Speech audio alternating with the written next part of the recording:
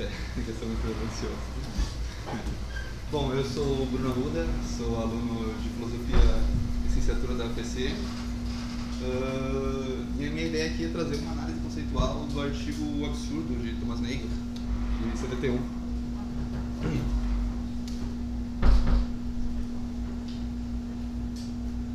Aqui estão os conceitos centrais do artigo. Eu não vou explicar agora porque eu vou falando durante a apresentação. Bom, o ensaio de Thomas Nagel, ele busca entender o absurdo, né? A origem e a justificação racional desse sentimento de que a vida não faz sentido, né? Nagel investiga a condição absurda da vida analisando a origem desse sentimento e se ele tem uma justificativa racional de fato. O problema aqui é justamente se tem uma justificativa racional. E em caso afirmativo, como que é a forma adequada de se lidar com isso, né? Tem como extinguir esse sentimento de absurdo?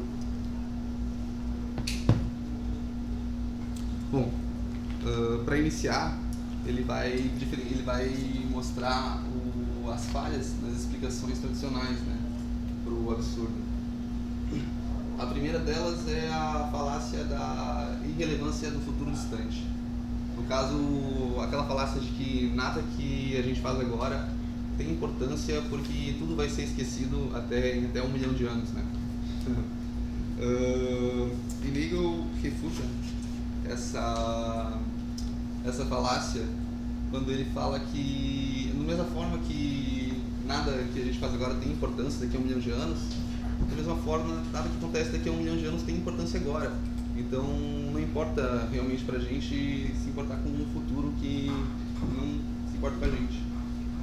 O outro argumento é a escala temporal. As nossas vidas são um mero instante na escala cósmica do tempo, ou a vastidão do universo. Somos poeiras na imensidão do universo, né? Esse argumento tem a ver com a nossa pequenez, né? Com o fato de que a gente é um grão minúsculo na vastidão infinita do universo. Nagel vai argumentar contra essa falácia quando ele afirma que seria tão absurdo a nossa vida se a gente fosse infinito ou se a gente fosse eterno. Desculpa. Peraí, deixa eu ver.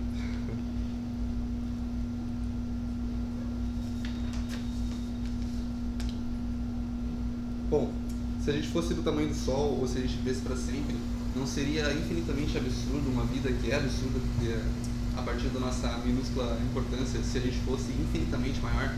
Então, no caso, a nossa absurdidade, se a gente fosse infinito ou se a gente fosse gigante do tamanho do cosmos, seria simplesmente infinito.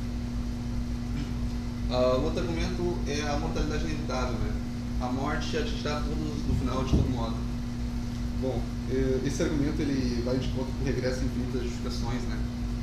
Então, é aquele argumento de que a gente trabalha, a gente investe esforço, a gente estuda, e tudo isso para no final a gente simplesmente morrer e deixar várias cadeias de questões abertas. Bom, mas daí o Nagel traz um argumento interessante contra essa mortalidade inevitável, quando ele fala que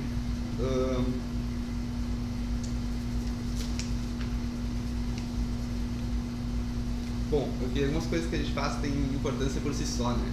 Por exemplo, quando a gente toma uma aspirina para dor de cabeça, ou quando a gente vai num show de uma banda que a gente gosta, ou simplesmente se a gente se arriscar para salvar uma criança, tudo isso não precisa de uma justificação além dela mesma. São coisas que a gente faz simplesmente com justificação em si mesmo. São coisas que são justificáveis por si mesmo.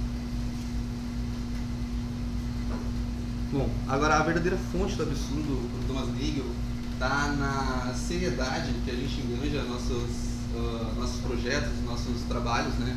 No caso, todo esse investimento que a gente faz, quando a gente levanta todo dia, tal hora, e vai trabalhar todo dia, em contraste com a nossa capacidade humana de duvidar de tudo e colocar tudo como arbitrário. Então, o absurdo de Thomas Nagel, ele vai nascer desse paradoxo inevitável que surge quando a gente consegue ver a falta de sentido na vida, mas a gente não é capaz de simplesmente ignorar a nossa vida, a seriedade da nossa vida, né? A gente pode até não achar sentido em tudo que a gente faz, na nossa rotina, mas mesmo assim a gente vai ter que acordar cedo de manhã e trabalhar de qualquer forma. São duas percepções que a gente utiliza para ter essa capacidade de autoobservação, né? Seria a nossa autoconsciência, que seria a nossa metacognição, a nossa capacidade de monitorar nossos próprios pensamentos e opiniões, e a autotranscendência, né? Que é a nossa capacidade, a transcendência, nossa capacidade de nos colocar numa perspectiva universal. Daí é aqui que entra, né, as falácias anteriores, né? Porque que aquilo, as falácias, elas indicam um absurdo, né? Elas mostram que a vida é absurda, mas ela não demonstra de onde vem essa origem, né?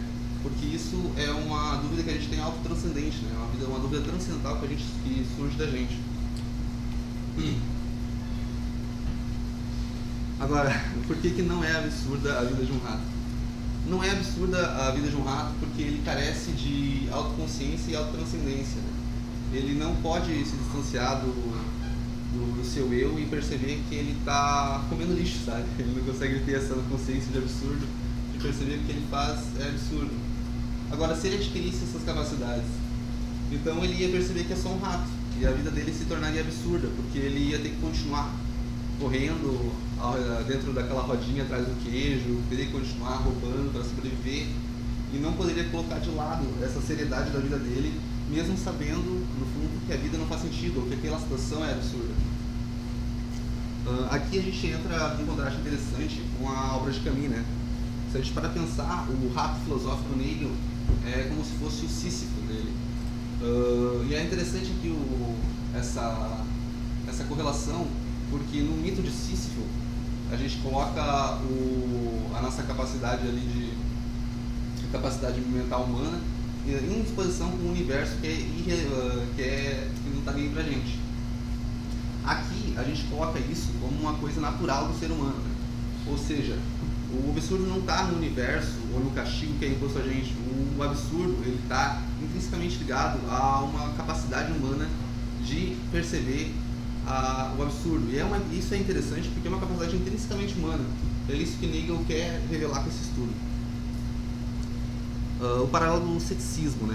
Aqui eu só vou moderar só uma parte, né? Que é a perspectiva externa do ceticismo, né? Quando a gente coloca alguns argumentos céticos clássicos, como o gênio maligno, ou se a gente está sonhando, né? Isso é uma capacidade de autotranscendência, na opinião do Nagel, né? Outra coisa que o Nagel acha interessante aqui é a resposta cética, né? Nagel, ele acha interessante a capacidade dos céticos de colocar tudo em dúvida, mas no final do dia continuar a vida deles sem que isso se torne um peso melancólico, né? Sem que se torne uma coisa pesada para ele. Ele até cita uma passagem do Hume no tratado, né? Onde Hume fala que no final do dia, né, quando ele se reúne para jogar a mão com os amigos dele, quando ele vive a vida dele plenamente, ele simplesmente se esquece das dúvidas filosóficas que tanto pairaram na mente dele. Isso é uma hipótese sobre a ironia que ele vai falar no final. Agora sobre as tentativas ineficazes de escapar do absurdo. Bom, algo maior. Algo maior seria buscar um propósito.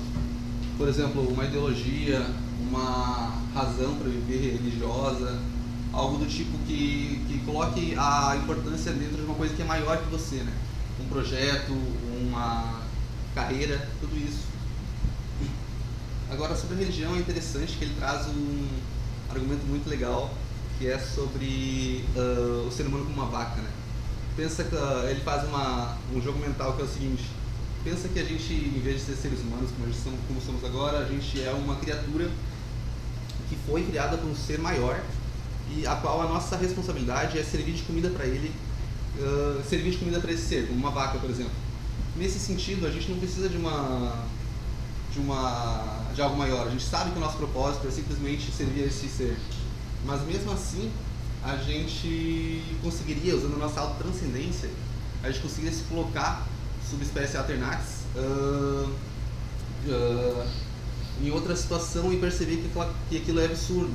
Ou a gente poderia imaginar um mundo que não fosse tão horrível. E isso é interessante quando a gente coloca em contraste com a religião, né? mesmo que Deus exista e a gente tenha um propósito maior, ainda assim a gente tem a capacidade de colocar em dúvida todo esse propósito. Bom, a vida desprendida ou instintiva seria como se a gente tentar levar uma vida totalmente instintiva como animal.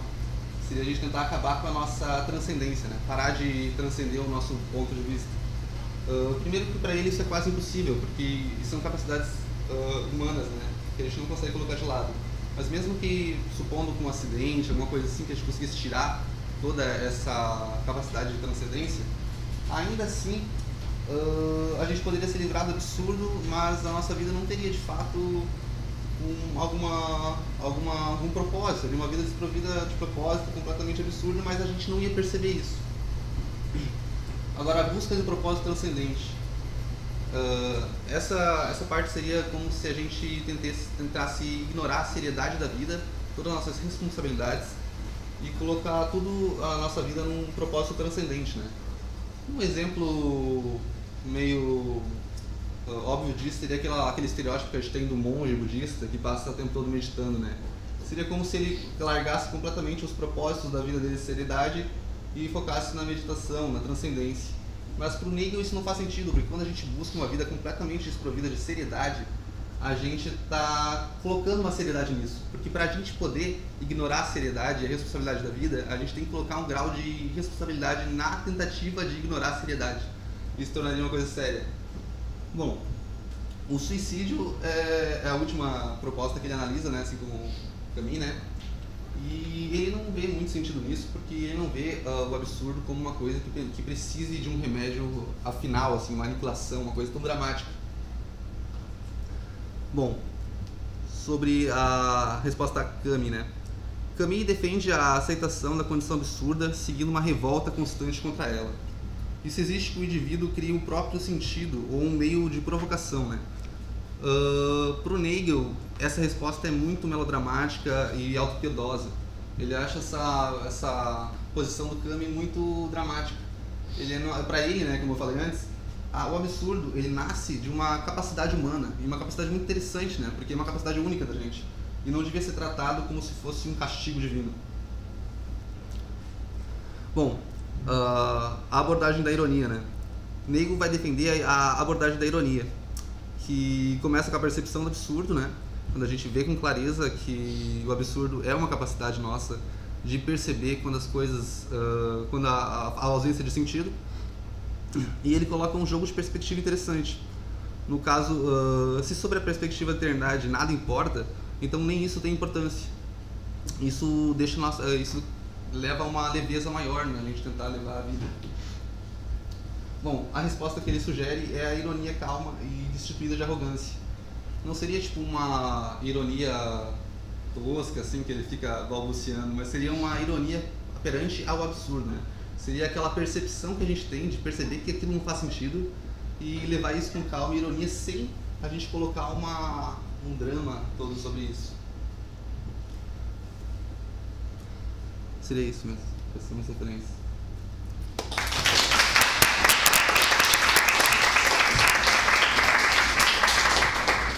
Obrigado. A gente tem 11 minutos para perguntas. Pode perguntar. Eu tenho uma pergunta. Assim, tu fala no absurdo, às vezes, como sentimento e depois como uma tensão conceitual. Aparecem mais nos slides finais.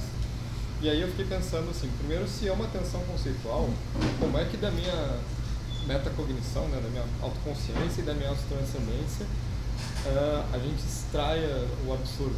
Porque parece que, dado o fato de que eu posso agir de outro modo e que eu posso enxergar a minha vida supostamente a partir de uma perspectiva eterna, por que isso aí é um absurdo daí? Porque tipo, eu sou um ser humano, seria absurdo se não fosse assim. Sim, mas no caso... desculpa, pode fechar. Tá. E aí parece que se a questão do absurdo o que ele está querendo tratar é a explicação do sentimento de absurdo, e a nossa autoconsciência e a autotranscendência é a melhor explicação para esse sentimento, daí parece que a questão é mais terapêutica, assim. Mas tem um psicólogo, não sei. Se tu está enfrentando uma questão desse tipo, assim. E aí é mais essas, como é que a gente tem que interpretar o absurdo, como é que ele surge.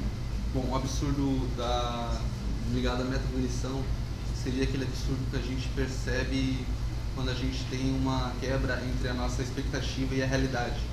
Por exemplo, eu me preparei para essa apresentação muito, daí eu chego aqui e simplesmente as minhas calças caem aqui, todo mundo vê. Seria um absurdo no sentido de que eu estou julgando a minha expectativa versus a realidade que aconteceu. Ou, por exemplo, as minhas próprias decisões, né? Quando a gente coloca em dúvida uma coisa pessoal. Por exemplo, uma dúvida antes do casamento. Quando a gente está, tipo assim, você gosta daquela pessoa, tudo está certo, tu decidiu o casamento, mas mesmo assim, antes do momento específico, bate aquela dúvida sobre esse sentimento.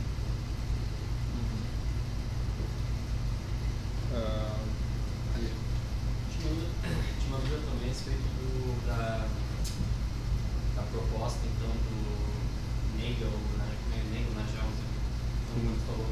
Mas dessa coisa da ironia, não dá pra voltar no instante? Tá.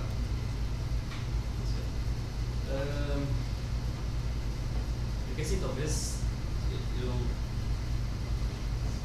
tenha levado assim muito... Pra mim parece que a resposta dele é uma resposta muito assim, sem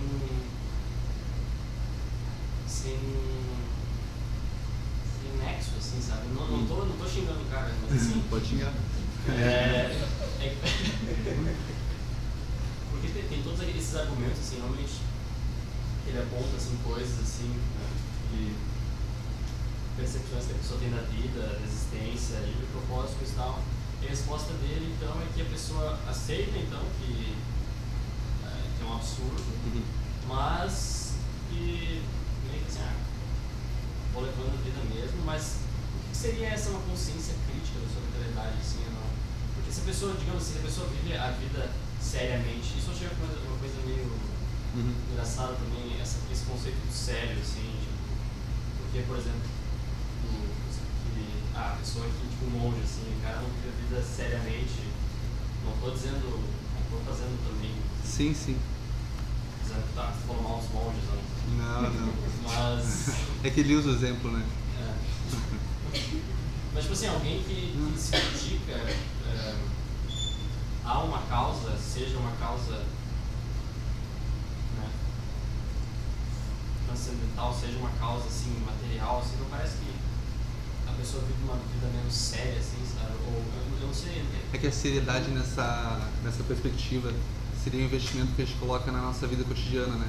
Seriam nossos projetos, as nossas realizações, os nossos sonhos, né? Tipo assim, a vida é absurda, mas mesmo assim, tu não pode simplesmente parar de viver ela, tu é obrigado a continuar. A seriedade seria essa obrigação de continuar levando a tua vida, entendeu? A seriedade que todo mundo emprega dentro da sociedade, não tem como a gente simplesmente se isolar, ou tem, né? Mas, no caso, essa seriedade que a gente costuma manter, mesmo sabendo que, mesmo tendo esse sentimento lá no fundo de que não faz sentido. Mas eu não entendi muito como isso difere muito da resposta do Camille, porque eu achei, parece que ele fez um pouco espontâneo, assim, mas assim, talvez seja falta de conhecimento meu sobre a própria tese do Camille, mas assim, porque parece basicamente que ele está falando assim, a mesma coisa, só que com palavras assim, mais leves, assim, se revelar, ok, e tu, a tua proposta, tu vive tua vida, né, basicamente, e ele está falando, isso é muito sentimental, é muito sentimental. No sentido seria o seguinte, é muito parecido mesmo, né? Porque ele vai chegar na conclusão de que não tem como simplesmente anular ou cancelar o absurdo, né? Não tem como tu se colocar numa perspectiva de tentar buscar um propósito superior e acabar com o absurdo. Isso não é possível, né? Então, assim como o caminho, né? Tu tem que aceitar o absurdo. Mas ali ele vai contra o caminho no sentido de que ele não gosta dessa dramaticidade de levar com o absurdo como se ele fosse um castigo, como se ele fosse uma coisa ruim, sabe? É um sentimento que realmente ele é forte, ele é difícil de lidar, mas ele tem um sentido, mas ele tem uma parte muito especial, que é o fato de ele ser único e exclusivo da gente, é isso que ele quer dizer, né? Então, em vez da gente lidar com isso como se fosse um castigo, como se fosse uma coisa horrível, é lidar com isso com uma certa ironia cômica, né? Por exemplo, quando a gente olha para uma formiga subindo um morro de areia e a gente fala, kkk, nossa, olha a demora que ela... Que absurdo, né? Ela tá levando... A formiga tanto faz, ela tá vivendo a vida dela, né? Mas é essa a perspectiva que ele coloca na nossa própria vida, né? Então a gente mesmo vai fazer essa perspectiva na nossa vida e vai perceber que a nossa vida é tão cômica e tão irônica quanto a da formiga que fica levando a comidinha pra casa e voltando, entendeu?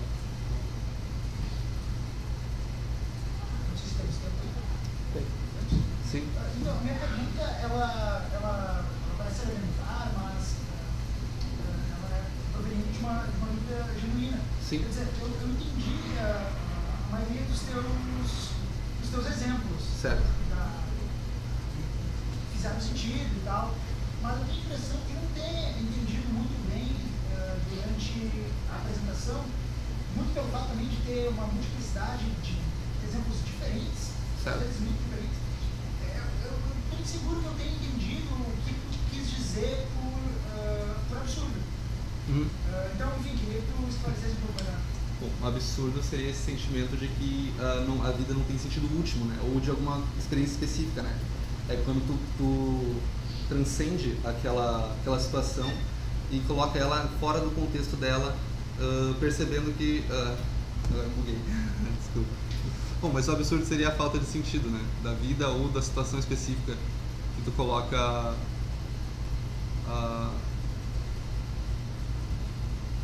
Nossa,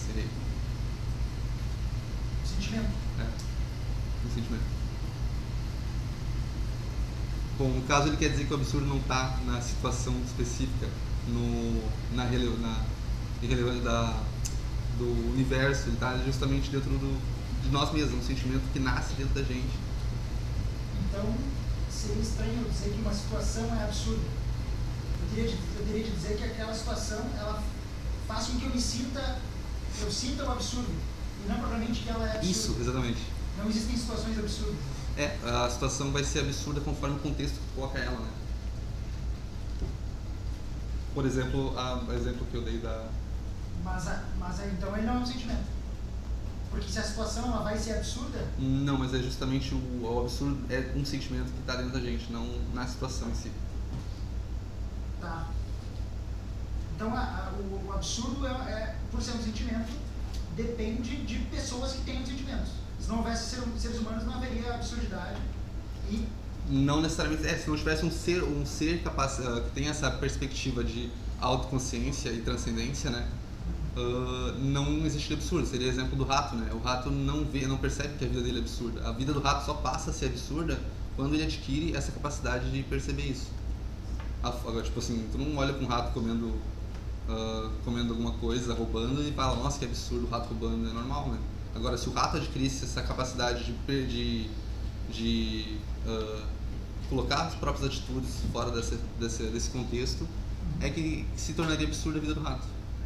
Sim. Não, eu tô começando a fazer sentido, mas me parece que os teus exemplos eles variam em dados momentos usando o léxico fenomenológico de Sartre, por exemplo. Parece que em dado momento tu aponta que o absurdo é um sentimento que está em seres para si, né? E em outros momentos é uma coisa que acontece em seres em si, ou objetos, ou até eventos. E também parece muito natural na nossa linguagem e no que a gente costuma dizer no senso comum, como por exemplo, tal situação é absurda, tal coisa foi absurda, aquilo foi absurdo. Mas a partir desse entendimento de absurdo, não parece fazer sentido, quando a gente diz que algo é absurdo. É que no caso desse entendimento, a situação absurda se daria dentro da gente, né? A gente perceberia a situação como absurda, né? A gente colocaria nossas perspectivas nessa situação e chegaria à conclusão que ela é absurda, né? Dentro da gente. Faria mais sentido então dizer que algo fez eu me sentir absurdo, e não que algo é absurdo. Exatamente. Entendi. Então tá, obrigado. Obrigado.